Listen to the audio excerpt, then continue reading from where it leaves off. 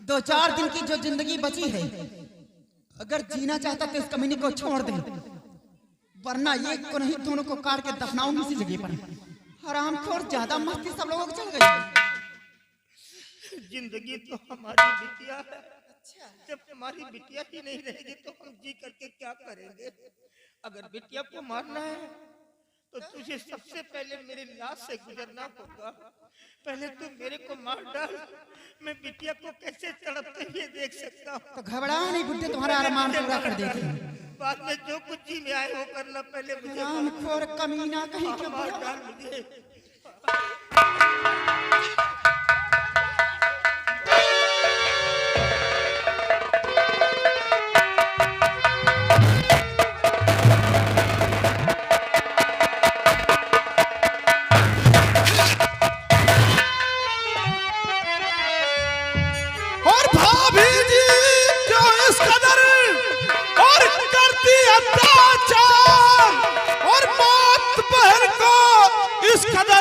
रही बेहूदी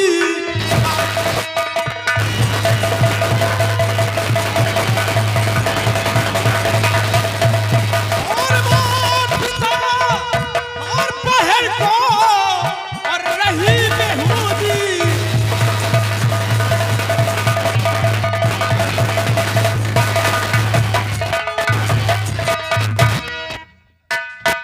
क्या गुनाह किया है उन्होंने? कौन ऐसी खता किया है जिनके सीने पे चढ़कर इन्हें मार रही है? बोल।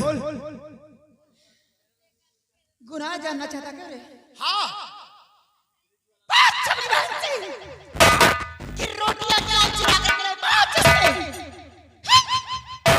रोटियां चुरा कर लाई तो अपने घर से लाई, किसी गाय के घर से तो नहीं। और रोटियां क्या लेके आई? इसी में इतने बड़ी सजा। रोटियां चुरा करके लाई है तो अपने घर से लेकर आई है। कमाता कौन रे? कौन कमाता है? मेरे पति कमाते तब घर के अंदर रोटियां खाने के लिए मिलती है। और सबसे पहले तो ये बोल रहे कि मैं मारती तो अपने ससुर जी को मारती हूँ, मारती तो अपने सासू जी को मारती हूँ। तो बीच में बोलने वाला कौन होता रे? कौन सा मेरे पति का सगा भाई है? तू तो मेरे पति का चाचा का लड़का, कोई सगा देवर मेरा नहीं है। ऐसा मनहूस औलाद है, जन्म लेते ही अपने माँ बाप को खा बैठा और आज इन लोगों के बीच में हमदर्दी जताने के लिए आ गया है। भाभी जी, कौन कहता है कि मेरे माता पिता जन्म देकर मुझे खत्म हो गए? यह तुम्हारी सोच बिल्कुल गलत है। मेरे माँ पिता 3 वर्ष बाद मुझे छोड़कर भगवान को प्यारे हुआ है। और रही बात दादी और दादाजी की, इनके बीच में मैं क्यों बोलता हूं? अरे दादी ने मुझे पाल पोस कर सयाना किया है, दादाजी ने मुझे पढ़ा लिखा कर अपने बराबरी का बनाया है। और कहते इनके बीच में बोलने वाला कौन होता है? भाभी माँ, याद रखो, अगर रोटी नहीं तुमको बनाकर देना तो बिल्कुल मत दो। लेकिन जो ये हवेली देख रही है, इस हवेली में आधा हिस्सा मेरा है भाभी जी, और 2 बीघे जो 200 बीघे जमीन है उसमें से 100 बीघे मेरी और 100 बीघे आपकी रही, बल्कि 100 बीघे जमीन बाबूजी की है। अगर ये चाहे तो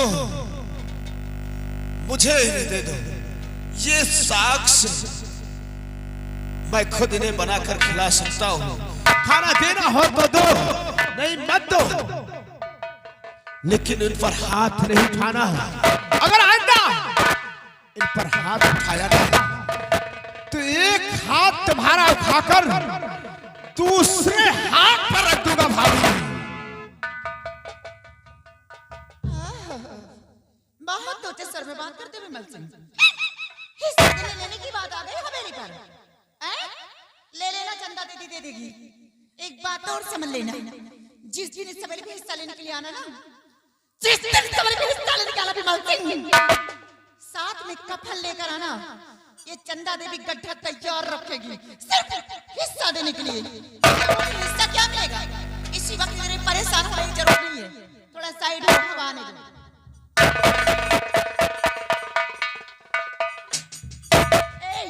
तुम लोगों भी हिस्सा में खाली जाओ के अंदर भीख मांगो, इस हवेली के अंदर कुछ नहीं मिलेगा तुम लोगों को।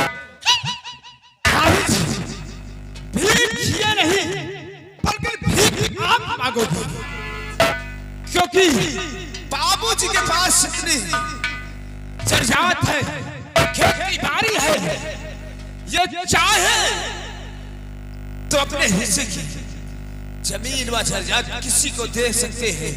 आप बैठकर आराम से खा सकते हैं। तुम्हारा यहाँ पर है क्या है? कुछ भी नहीं, भीख आप मांगोगी। और मैं कहता हूँ कि चुपचाप यहाँ से चली जाओ, नहीं तो कहीं मेरा हाथ उठ गया तो सोच लो। यानी कि मैं भीख मांगूंगी। ये तो बता विमल सिंह कि कौन गली गली भीख मांगता है और कौन है सबराम की जिंदगी जीता। नहीं मारोगी। तूने मेरे गाल पे तमाचा नहीं मारा। हरामखोर प्यार से महालक्ष्मी कहते हैं मुझे। देवी के ऊपर हाथ उठाया है तुमने, हैं? तमाचा नहीं, अपनी बात का दावत दिया है। अरे तेरे भैया को हराम जादे तड़पा तड़पा के मरवाऊंगी। अगर छोड़ के आंसू न रुलाई, दर बदर के ठोकरे न खुलाई, टुकड़े न गिनवाई, गली गली के ठोकरे न खिलाई तो मेरा नाम चंदा देवी नहीं है। याद रखना विमल सिंह, हराम चंदा देवी नाम है मेरा।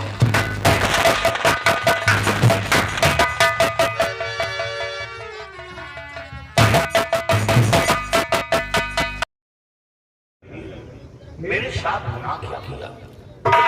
अरे गुनाह किया तो अपने माँ बाप के साथ किया। माफी मांगनी है तो अपने माँ बाप से माफी मांग। मैं कौन होगा तुझे माफ करने वाला? मेरे साथ गुनाह क्या किया? कल से मैं कैसे लोगों से माफी मांगू जिन्हें घर से बेघर किया, आज कैसे माफी मांगू? बाबूजी, माँ, ये है माँ का नाम। तो नहीं है बाबूजी, लेकिन आज मैं अपने गुनाहों के जवाब से मांगता हूँ। हो सके तो मेरी गलती को माफ कर दो बाबूजी।